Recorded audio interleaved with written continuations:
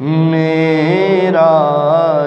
کی راتیاں دوں میں یہ تھی، ایک راج دولارا آوت ہے۔ معراج کی راتیاں دوں میں یہ تھی، ایک راج دولارا آوت ہے۔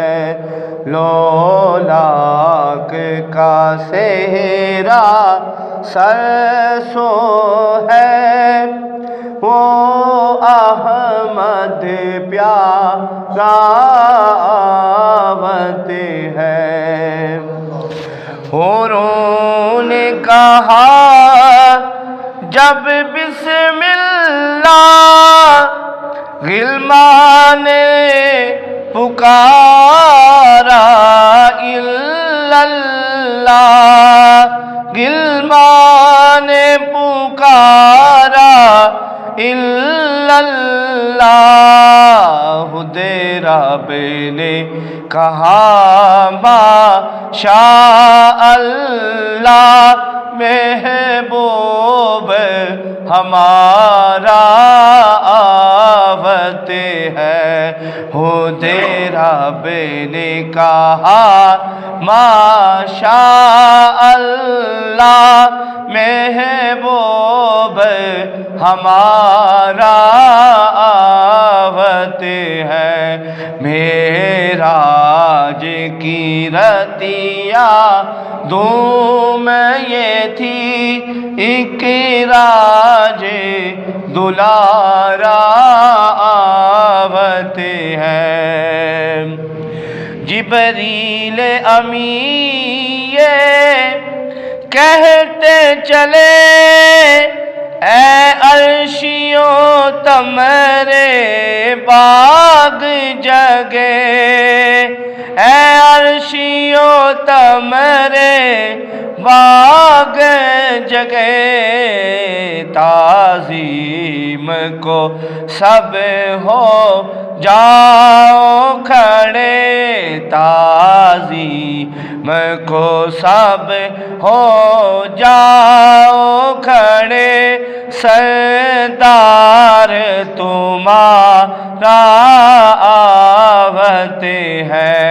معراج کی راتیاں دوں میں یہ تھی، ایک راج دولارا آوت ہے۔ یاسین کی چمک ہے داتر میں، طٰہٰ کا کرشمہ آنکھن میں، یاسین کی چمک ہے داتر میں، طٰہٰ کا کرشمہ آنکھن میں، والفجر کا جلوہ گالن میں، وہ عرش کا تارا آوت ہے۔ والفجر کا جلوہ گالن میں، وہ عرش کا تارا آوت ہے۔ مازاغ کا کجلا نہیں برے، والشمس کا بٹنا مکھ پہ ملے،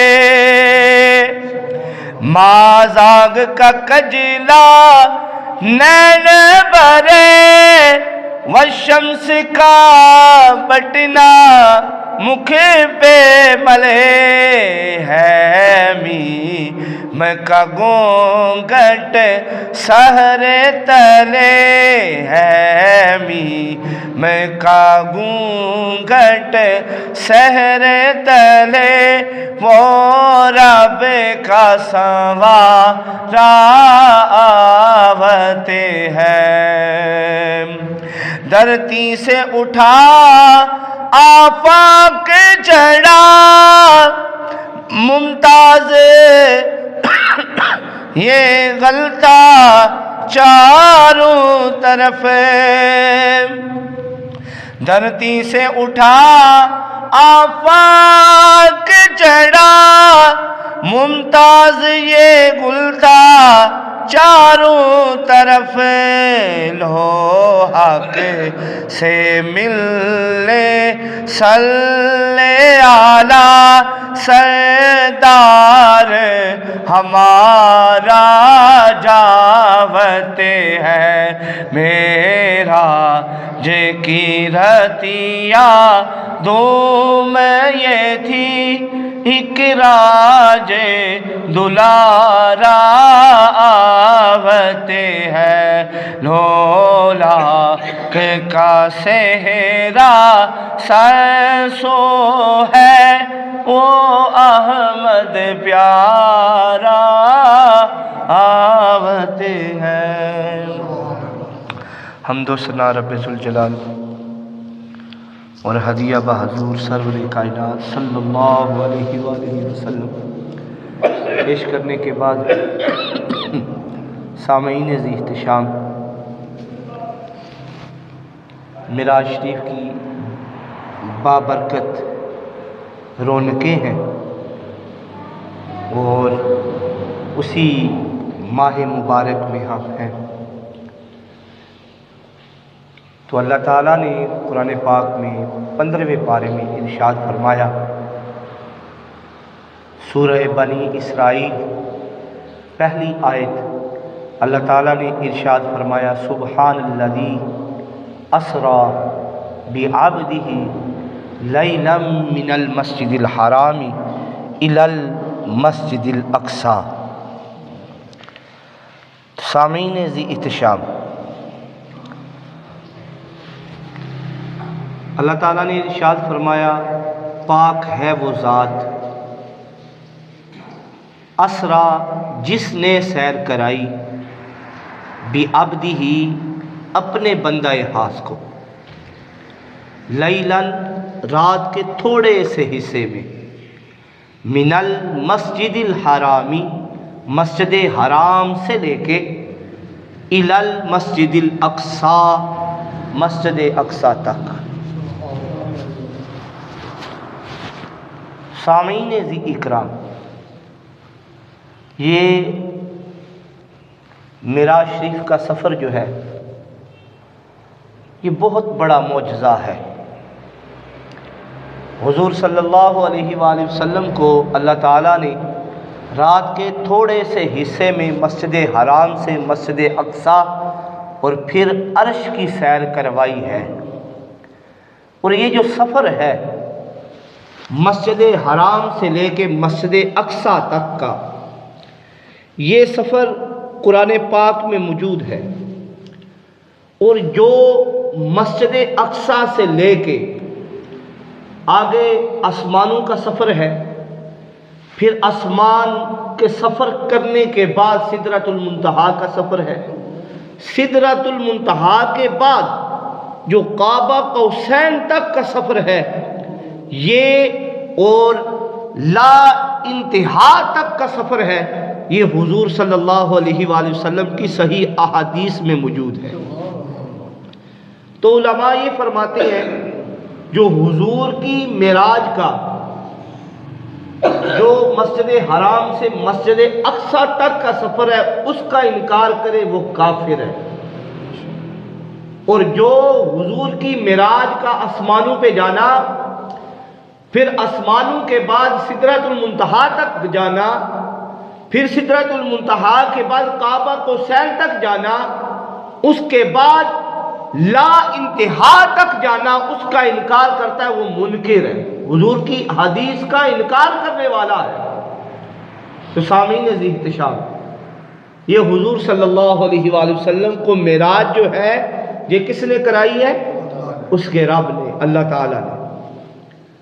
تو جو بھی اس سفر کا انکار کرتا ہے، مسجد حرام سے مسجد اقصی تک کا انکار کرے وہ کافر۔ اور جو اگلے سفر کا انکار کرتا ہے وہ منکر ہے۔ تو سامعین عزیز احتشام، یہ جو اتنا بڑا سفر ہوا ہے، ہم کوئی بھی کام کرتے ہیں بغیر حکمت کے نہیں کرتے۔ ہم انسان، کیا انسان کی اوقات، وہ کو کام کرے کسی حکمت کے بغیر نہیں کرتا۔ تو اللہ تعالیٰ نے بھی کسی حکمت کے تحت ہی اپنے نبی صلی اللہ علیہ وسلم کو معراج کرائی ہوگی۔ تو علماء کرام نے اس کی چند حکمتیں بیان فرمائی ہیں، وہ حکمتیں میں آپ کے سامنے رکھوں گا کہ کیا حکمت تھی کہ حضور صلی اللہ علیہ وآلہ وسلم کو معراج کرائی گئی۔ اس کے علاوہ دوسرے نمبر پہ کہ مشاہدات کیا ہے معراج کے۔ جب معراج کی رات حضور صلی اللہ علیہ وآلہ وسلم نے آسمانوں کا سفر کیا، جنت کو دیکھا، دوزخ کو دیکھا، ان کے احوال کا مشاہدہ کیا، تو جو دوزخ کے احوال سے کون کون سے لوگ تھے جو دوزخ میں تھے، کون کون سے اعمال کرنے والے دوزخ میں تھے، وہ چند آپ کے سامنے پیش کروں گا۔ اللہ تعالیٰ مجھے حق گوئی کی توفیق عطا فرمائے۔ سامعین ذی احتشام، علماء کرام جو ہیں حکمتیں بیان فرماتے ہیں۔ حکمتیں، پہلی حکمت یہ بیان فرماتے ہیں معراج کی، وہ کہتے ہیں کہ لوگ سوال بھی کرتے ہیں کہ اللہ تعالیٰ نے اگر صرف محبوب کو عرش پہ لے جانا تھا، بیت المقدس میں کیوں لے کے گیا؟ اگر اللہ تعالیٰ نے معراج ہی کرانی تھی، عرش پہ ہی بلانا تھا، کو بیت المقدس میں لے کے جانے کی کیا ضرورت تھی؟ سیدھا عرش پہ لے آتا۔ تو علماء کرام یہ فرماتے ہیں کہ بیت المقدس میں لے جانے کی وجہ یہ تھی کہ بیت المقدس نے اللہ کی بارگاہ میں التجا کی کہ باری تعالیٰ جتنے نبی آئے ہیں ان سب نے میرے پاس آئے ہیں، وہ سب بیت المقدس میں ہو کے گئے، لیکن تیرا محبوب نبی، تیرا آخری نبی محمد مصطفیٰ صلی اللہ علیہ وآلہ وسلم بیت المقدس میں نہیں آیا، تو آپ کب مجھے ان کے دیدار سے مشرف کرائیں گے؟ بیت المقدس نے عرض کی، تو اللہ تعالیٰ نے بیت المقدس کی اس سفارش کو قبول کیا اور حضور کو معراج کی رات پہلے بیت المقدس میں گئے، حضور نے نبیوں کی امامت کروائی، اس کے بعد عرش پہ جاتے ہیں۔ ایک حکمت یہ تھی۔ دوسری حکمت کہ یہ زمین ہے، یہ آسمان ہے، یہ تو اللہ کی ساری بنائی ہوئی چیزیں ہیں، تو ہم تو انسانوں کی زبانیں سمجھتے ہیں۔ آپ اندازہ لگائیں، آپ میری آواز ہے، آواز آپ کو آ رہی ہے، لیکن آپ کو نظر آ رہی ہے کوئی چیز؟ یا ایک ہوا ہے، ہوا یہ تو موجود ہے موجود، اگر ہوا نہ ہو انسان زندہ نہیں رہ سکتا۔ اگر ہم کہیں کہ ہوا ہے ہی نہیں، کیونکہ ہمیں نظر نہیں آ رہی، ہوا ہے ہی نہیں، موجود ہی نہیں ہے۔ جو چیز ہمیں نظر آتی ہے وہ موجود ہے، جو نظر نہ آئے وہ موجود ہے نہیں، تو ہم ہوا کا انکار کر سکتے ہیں؟ نہیں کر سکتے، کیونکہ ہوا موجود ہے لیکن ہمیں نظر نہیں آ رہی۔ تو سامعین ذی احتشام، جو چیزیں ہمیں نظر نہ آئے وہ موجود ہے، تو اسی طرح زمین بھی اللہ سے مکالمہ کرتی ہے، آسمان بھی اللہ سے مکالمہ کرتا ہے، کائنات کی ہر ایک شے جس کو رب نے پیدا فرمایا ہے وہ اللہ کی بارگاہ میں التجا کرتی ہے۔ آپ ایک واقعہ چھوٹا سا لے لیں، ابو جہل کے ہاتھ میں کنکریاں تھی، ابو جہل نے حضور کی بارگاہ میں التجا کی، کہتا ہے کہ جناب یہ بتائیں میرے ہاتھ میں کیا ہے؟ حضور نے فرمایا میں بتاؤں؟ جو ہاتھ میں چیز ہے وہ بتا دے۔ تو اس نے کہا اگر وہ چیز بتا دے یہ تو اور بھی اچھا ہو جائے گا، وہ چیز بتا دے۔ تو اس کی ہاتھ میں جو کنکر تھے انہوں نے بھی پڑھا لا الہ الا اللہ محمد رسول اللہ۔ تو اللہ کے نبی جو ہیں وہ بھی ان چیزوں کی بولیاں سمجھتے ہیں۔ تو یہ جو کائنات ہے ہر چیز اللہ کی بارگاہ میں التجا کرتے ہیں، جس طرح ہم اپنی التجائیں اللہ کی بارگاہ میں کرتے ہیں، اسی طرح یہ چیزیں بھی اللہ کی بارگاہ میں التجا کرتی ہیں۔ تو زمین اور آسمان کا مکالمہ ہوا. زمین نے کہا میرے پاس تو اللہ کا محبوب موجود ہے، میں تجھ سے کئی گنا افضل ہوں. زمین نے آسمان سے کہا تو آسمان نے پھر اللہ کی بارگاہ میں التجا کی، او باری تعالیٰ مجھے بھی اپنے محبوب کی زیارت سے مستفیض فرما، میرے پاس بھی ایک دفعہ اللہ کو بلا، اللہ کے نبی اپنے نبی کو بلا. تو اللہ تعالیٰ نے یہ بھی حکمت وجود تھی، آسمان کی التجا کو قبول کیا اور اپنے نبی کو معراج کروائی. کتنی حکمتیں ہوں گی؟ 2 حکمتیں ہوں گی. تیسری حکمت کہ حضور صلی اللہ علیہ وآلہ وسلم کا یہ جو معجزہ ہوا ہے معراج کا، یہ کب ہوا ہے؟ جب حضور کے پیارے 2 پیارے شخصیات، آپ کی زوجہ محترمہ حضرت سیدہ ام المومنین خدیجۃ الکبریٰ رضی اللہ عنہا، آپ اس دار فانی سے کوچ کر گئے. پھر آپ کے چچا جو ہر حالت میں آپ کے ساتھ رہے، ہر جگہ پہ آپ کے ساتھ ڈٹے رہے، اسلام کو بلند کرنے میں کردار ادا کیا، آپ کے چچا حضرت ابو طالب، ان کا انتقال ہو گیا. یہ جو 2 شخصیات ہیں ان کا انتقال ہوا تو حضور نے اس سال کو عام الحزن قرار دیا. عام الحزن یعنی غم کا سال، یعنی یہ میرے لیے غم کا سال ہے. حضور اس سال بڑے پریشان تھے تو اللہ تعالیٰ نے اپنے نبی صلی اللہ علیہ وسلم کو معراج پہ بلا دیا. کیا محبوب آئے، آپ کو میں جنت بھی دکھاتا ہوں، دوزخ بھی دکھاتا ہوں، میں آپ کو جنت کی سیر کراتا ہوں، آسمانوں کی سیر کراتا ہوں، پھر کعبہ کو حسین تک لے کے آتا ہوں، پھر میں آپ کے ساتھ راز و نیاز کی باتیں کرتا ہوں. آپ کو پتہ چلے یہ دنیا کی چیزیں کچھ بھی نہیں ہے، کائنات میں ہر چیز اللہ کے لیے ہے. تو یہ بھی وجہ ہے. اور اس آیت کریمہ میں جو خاص لفظ ہے وہ ہے اسرا. سبحان الذی اسرا، سبحان الذی. یہ جو لفظ ہے نا سبحان، اس کا معنی ہے پاک ہے وہ ذات. کون سی ذات؟ اللہ کی. ہر عیب سے، ہر نقص سے، ہر کمی سے، ہر کوتاہی سے، ہر چیز سے پاک کون سی ذات ہے؟ وہ اللہ کی. اگر کوئی بندہ یہ کہتا میں نے سیر کرائی ہے تو ہم کہتے ہیں وہ بندہ تو ہے ہی عیب دار، وہ کس طرح کرا سکتا ہے؟ تو ہم اس کی سیر پہ اعتراض کر سکتے تھے. لیکن جب کائنات کو پیدا کرنے والا یہ کہہ دے سیر کرانے والا بھائی میں ہوں، جس نے اعتراض کرنا ہے اس نے میری قدرت پہ انکار کرنا ہے، اس نے میری قدرت پہ اعتراض کرنا ہے، میری حکمت پہ اعتراض کرنا ہے، میری کائنات پہ اعتراض کرنا ہے. تو کائنات کا سارا پیدا کرنے والا ہے اللہ. تو اللہ تعالیٰ ارشاد فرما رہے ہیں سبحان الذی اسرا. اے لوگوں، سیر کرانے والی ذات کوئی عام نہیں بلکہ میں خود کائنات کا مالک ہوں. تو اللہ نے سیر کروائی ہے. سبحان الذی، ہر کمی سے وہ ذات پاک ہے، ہر کوتاہی سے وہ ذات پاک ہے. سیر کرانے والی ذات کون سی ہے؟ وہ اللہ کی. اگر وہ اللہ ارشاد فرما رہا ہے میں نے محبوب کو سیر کرائی ہے، وہ کائنات کی شے کوئی چیز بھی کر سکتا ہے. اگر وہ حکم دے، وہ تو کہتا ہے میں کن کہتا ہوں ہو جا، فیکون ہو جاتا ہے. میں کہہ دوں کہ وہ سورج ہے، ہر روز مشرق سے طلوع ہوتا ہے، اللہ ارشاد فرما دے نہ بھائی آئندہ سے تو مغرب سے طلوع ہوگا، کوئی ہے جو اس کو روک سکے، اس کی قدرت کا انکار کر سکے؟ تو وہ رب ہے، اس نے جو کہہ دینا وہی ہو جانا ہے. سامعین احتشام، اس نے اللہ کے نبیوں کو یہ کوالٹیاں دے کر بھیجا ہے، یہ طاقتیں دے کے بھیجا ہے. اللہ کے نبی حضرت عیسیٰ کا پڑھیں قرآن، وَرَسُولًا إِلَىٰ بَنِي إِسْرَائِيلَ أَنِّي قَدْ جِئْتُكُم بِآيَةٍ مِّن رَّبِّكُمْ أَنِّي أَخْلُقُ لَكُم مِّنَ الطِّينِ كَهَيْئَةِ الطَّيْرِ فَأَنفُخُ فِيهِ فَيَكُونُ طَيْرًا بِإِذْنِ اللَّهِ. اللہ کے نبی جو مردہ ہوتا تھا اس کو ٹھوکر لگاتے تھے وہ زندہ ہو جاتا تھا.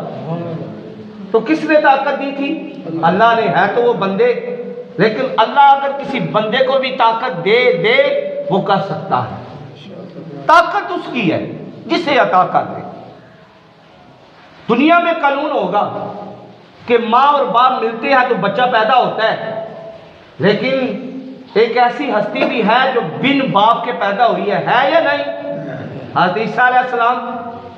تو اللہ نے ارشاد فرمایا تھا کہ اس کا جو بچہ ہوگا، حضرت عیسیٰ کی ماں نے اللہ کی بارگاہ میں التجا کی، باری تعالیٰ میرے ہاں کیسے بچہ پیدا ہو سکتا ہے؟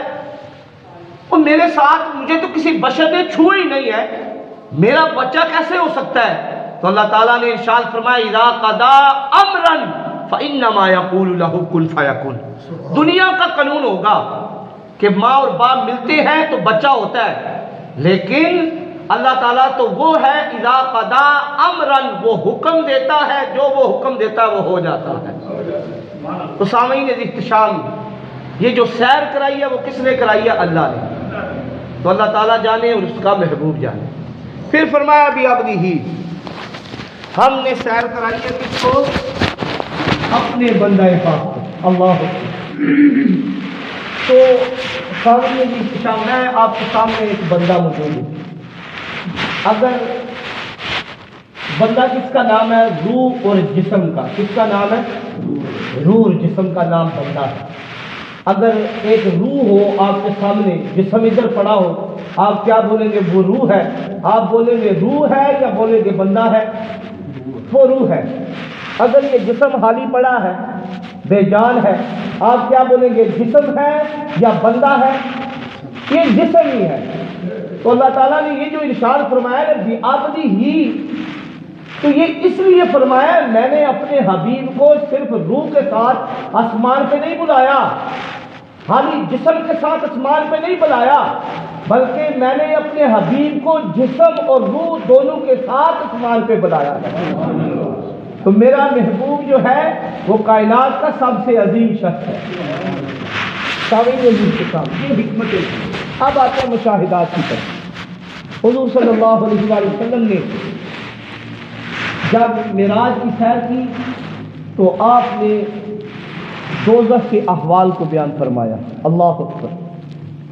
تو آج ہم نے دیکھنا یہ ہے کیا وہ عادات، کیا وہ غلطیاں، کیا وہ کوتاہیاں ہمارے اندر موجود تو نہیں ہے؟ حضور صلی اللہ علیہ وآلہ وسلم نے دیکھا ایک ایسا شخص ہے جس کے سر کو کچلا جا رہا ہے بڑے بڑے پتھروں کے ساتھ.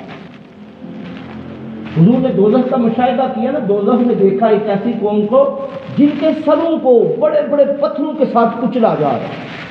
سر پہ پتھر لگائے جاتے، ان کے سر سے ہر چیز باہر آ جاتی، پھر سر کو ٹھیک کیا جاتا، پھر سر سے ہر چیز باہر آ جاتی. تو سامعین احتشام، حضور نے فرمایا جبریل یہ کون سے لوگ ہیں؟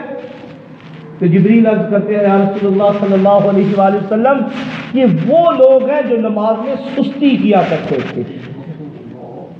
اللہ اکبر. جو نماز میں سستی کیا کرتے تھے، نماز میں سستی کرنے والوں کے سروں کو کچلا جا رہا تھا. تو جبریل عرض کرتے ہیں یا رسول اللہ صلی اللہ علیہ وآلہ وسلم، یہ اپنے سر کو اللہ کے آگے نہیں جھکاتے تھے، اللہ نے ان کو یہ عذاب دے دیا. پھر حضور صلی اللہ علیہ وآلہ وسلم نے ایک ایسی قوم کو دیکھا جن کے منہ جو ہیں اونٹ کی طرح ہے. کس کی طرح ہے؟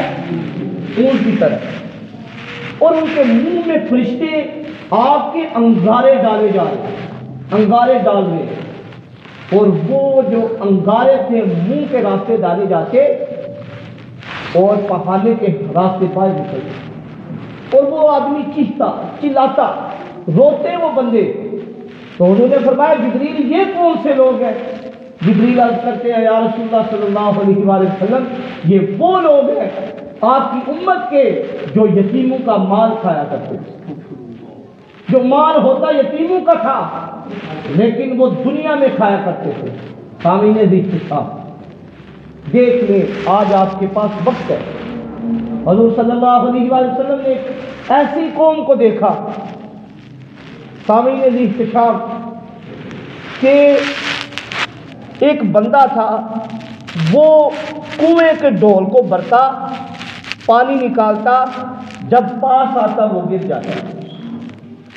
پھر وہ یہی عمل کرتا، روتا، چلاتا، پھر پانی کو نکالتا، بھرا ہوا پانی تھا، وزنی تھا، نکالتا، پھر واپس ڈھیر دیا جاتا. پھر نکالتا محنت کر کے، جب پاس آتا پھر واپس چلا جاتا۔ حضور نے فرمایا یہ بدبخت شخص کون ہے؟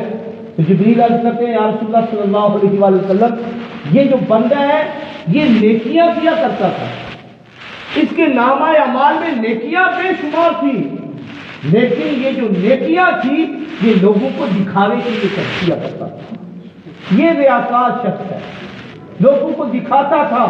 اللہ تعالیٰ نے جس طرح یہ پانی اندھیلا جا رہا ہے اسی طرح اس کی نیکیوں کو ضائع کر دیا گیا۔ اللہ اکبر۔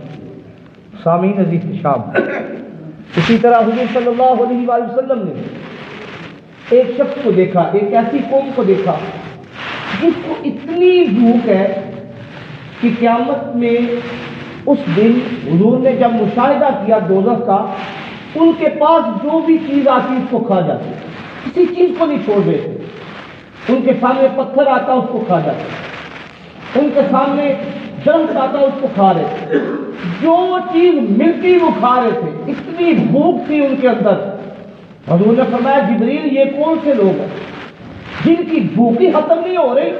تو حضور نے فرمایا، جبریل نے عرض کی یا رسول اللہ صلی اللہ علیہ وآلہ وسلم، یہ آپ کی امت کے وہ لوگ ہیں جن کے اندر مال کی ہوس تھی، ان کے پاس 1 لاکھ تھا وہ کہتے تھے 2 لاکھ ہو جائے، 2 تھا تو کہتے تھے 3 لاکھ ہو جائے، 3 تھا کہتے تھے 4 لاکھ ہو جائے۔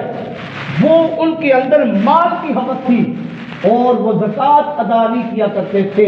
اللہ تعالیٰ نے قیامت تک کے لیے ان کی بھوک کو مٹا دیا، بھوک کو زیادہ سے زیادہ کر دیا ہے۔ اللہ نے ارشاد فرمایا نا قرآن میں 10ویں پارے میں، والذین یکنزون الذھب والفضة ولا ينفقونها فی سبیل اللہ فبشرهم بعذاب علیم۔ اے لوگوں، جو لوگ ایسے لوگ جو مال کو جمع کرتے ہیں، اللہ کے راستے میں خرچ نہیں کرتے، ان کے سال گزر جائے زکوٰۃ ادا نہیں کرتے، اللہ تعالیٰ نے ارشاد فرمایا فبشرهم بعذاب علیم، انہیں دردناک عذاب کی خوشخبری سنا دو۔ سامعین عزیز کے شام، جو آدمی اللہ کی راہ میں خرچ کرتا ہے، اللہ کی راہ میں خرچ کرتا ہے، جو مسجد کی خدمت کرتا ہے، حضور صلی اللہ علیہ وآلہ وسلم کی حدیث مبارکہ ہے، حضرت تمیم داری حضور کے ایک صحابی ہیں، حضرت کیا نام ہے ان کا؟ تمیم داری، حضور کے ایک صحابی ہیں، انہوں نے مسجد میں ایک چراغ جلا دیا، چراغ انہوں نے مسجد نبوی میں چراغ لے آئے، چراغ جلایا، حضور صلی اللہ علیہ وآلہ وسلم مسکرائے، پوچھا یہ کس نے کام کیا؟ عرض کرتے ہیں یا رسول اللہ صلی اللہ علیہ وسلم حضرت تمیم داری نے کام کیا ہے، وہ چراغ لے کے آئے ہیں۔ حضور نے فرمایا جا اللہ نے تیرے گھر کو روشن کر دیا۔ پھر حضور نے فرمایا جو اللہ کے گھر کو روشن کرتا ہے، اے تمیم داری یہ تیرا عمل اتنا پسند ہے، اگر میری 5ویں بیٹی بھی ہوتی اس کا نکاح میں تجھ سے کر دیتا۔ حضور نے اتنا اس عمل کو پسند کیا۔ تو سامعین، اگر آپ مسجد میں خرچ کرتے ہیں تو سمجھے آپ خوش نصیب ہیں۔ آپ کے سامنے مسجد ہے، ایک دوست ہے انہوں نے قلیم کا انتظام کیا، ایک دوست ہے انہوں نے ٹائل کا انتظام کیا، وہ خوش قسمت لوگ ہیں جو مسجد کا انتظام کرتے ہیں۔ یہ مسجد کو چلانا کوئی آسان کام تو نہیں ہے، یہ جو انتظام کرنے والے ہیں یقیناً یہ اللہ کی بارگاہ میں مقبول ہے۔ آپ کوشش کیا کریں مسجد کے ساتھ تھوڑا ہو زیادہ ہو، حضور کی حدیث مبارکہ ہے، حضور نے فرمایا جو ایک بندہ مسجد کی راہ میں ایک کھجور بھی خرچ کرتا ہے، اللہ تعالیٰ قیامت تک اسے پہاڑ کے برابر کر دے۔ آپ اندازہ لگائیں، تھوڑا دیں یا زیادہ دیں، یہ نہ دیکھیں ڈیوٹی کس کی ہے، کون کر رہا ہے، یہ ہماری برادری کا ہے یا نہیں ہے۔ آپ کوشش کریں اللہ کی راہ میں خرچ ضرور کریں۔ آپ کے سامنے میں نے بیان فرمایا ہے کہ حضور صلی اللہ علیہ وآلہ وسلم نے دیکھا ایک ایسی قوم تھی قیامت کے دن، جب حضور نے معراج کا بلکہ مشاہدہ فرمایا، حضور نے دیکھا وہ قوم ایسی تھی جن کی بھوک کو بڑھا دیا گیا، وہ پہاڑوں کو کھا رہے ہیں، پتھر کھا رہے ہیں، درخت کھا رہے ہیں۔ حضور نے پوچھا یہ کون سے لوگ ہیں؟ تو جبریل عرض کرتے ہیں یا رسول اللہ یہ دنیا میں مال کو جمع کرتے تھے، زکوٰۃ ادا نہیں کرتے تھے، اللہ کی راہ میں خرچ نہیں کرتے تھے، اللہ تعالیٰ نے ان کی بھوک کو بڑھا دیا، یہ قیامت تک بھوکے ہی رہے۔ تو اللہ تعالیٰ ہمیں خرچ کرنے کی اللہ کی راہ میں توفیق عطا فرمائے۔ حضور کی حدیث مبارکہ ہے کہ انسان تیرا اپنا کیا ہے جو تو نے کھایا